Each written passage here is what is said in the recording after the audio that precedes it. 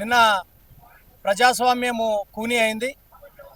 ప్రపంచంలోనే అతిపెద్ద ప్రజాస్వామ్యమైనటువంటి భారతదేశంలో ప్రతిపక్ష నాయకుడైనటువంటి శ్రీ రాహుల్ గాంధీ గారిని, మల్లికార్జున ఖర్గే గారిని, మరియు అన్ని రాష్ట్రాల నుంచి వచ్చిన ఎంపీలని, రాజ్యసభ మెంబర్లని నిన్న అరెస్ట్ చేసి దాన్ని తీవ్రంగా ఖండిస్తూ ఈరోజు టీపీసీసీ గారి ఆధ్వర్యంలో తెలంగాణ రాష్ట్ర వ్యాప్తంగా అతిరథ మహారథులందరూ కూడా ఇక్కడ ఇందిరాగాంధీ స్టాచ్యూ దగ్గర నుంచి రాజ్భవన్ వరకు వెళ్ళి నిరసన చెప్పడానికి అందరూ కాంగ్రెస్ నాయకులు, కార్యకర్తలు పెద్ద ఎత్తున వచ్చారు.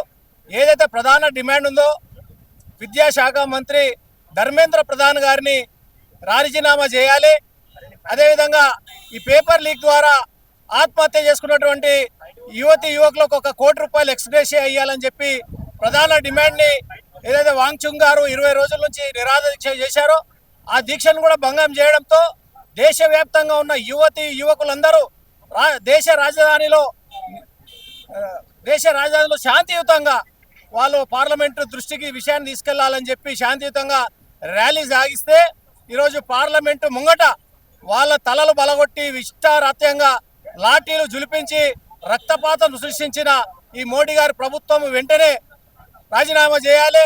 దీనికి బాధ్యత వహిస్తూ హోంమంత్రి గారు కూడా రాజీనామా చేయాలని ప్రధాన డిమాండ్తో ఈరోజు దేశ యావత్ యువకుల వెంబడి కాంగ్రెస్ పార్టీ ఉంది.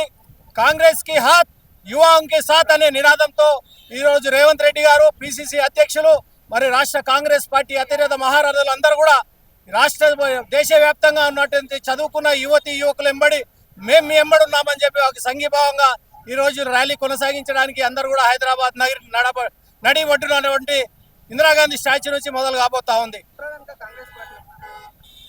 ఇది హాస్యాస్పదము. గత పరీక్షా పత్రము ఏదైతే లీక్ అయినప్పటి నుంచి కూడా వారి వెంబడి కాంగ్రెస్ పార్టీ ఉంది.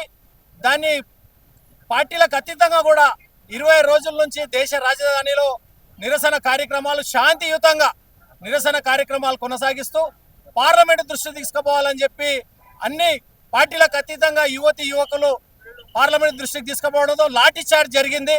చాలా మందికి దెబ్బలు గాయాలైనాయి, కొంతమంది ప్రాణాపాయ స్థితిలో కూడా ఉన్నారు.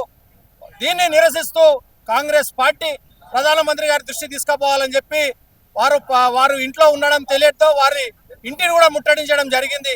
ఇది పార్టీలకు అతీతంగా జరిగిన కార్యక్రమం. ఎవరు కూడా దీన్ని వెనక నుంచి ప్రోత్సహిస్తున్నట్టు కాదు. దేశం యావత్ మొత్తం కూడా చూస్తూ ఉంది. ఇక మోడీ రోజులు దగ్గరకు వచ్చినాయి. కర్మ ఫలితం అనుభవించాలి. ఇంతమంది యువకులు దేశానికి వెన్నుముకైనటువంటి యువకులను బాధ పెట్టినటువంటి ఏ ప్రభుత్వం కూడా చాలా రోజులు నిలబడదని తెలియజేస్తా ఉన్నాం. Subscribe us and press the bell icon for more interesting updates.